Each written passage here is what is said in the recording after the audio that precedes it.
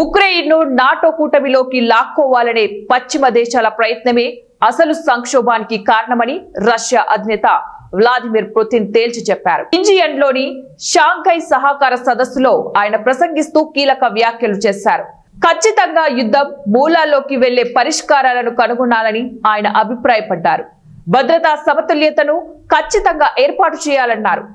ఇది ఆక్రమణతో పుట్టుకొచ్చిన సంక్షోభం ఏమాత్రం కాదని, ఉక్రెయిన్ కు పశ్చిమ దేశాల మిత్రుల మద్దతు ఇచ్చిన ఓ తిరుగుబాటు ఫలితమన్నారు.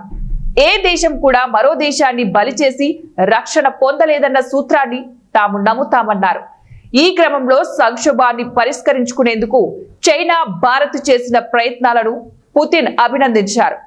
ఉక్రెయిన్లో రష్యా అనుకూల అధ్యక్షుడు విక్టర్ యాంకోవిచ్ ను మైదాన్ తిరుగుబాటుతో గద్దె దింపడం వెనక దేశాల హస్తం ఉందని పుతిన్ పరోక్షంగా వెల్లడించినట్లయింది. అదే యుద్ధాన్ని మూలమని పేర్కొన్నారు.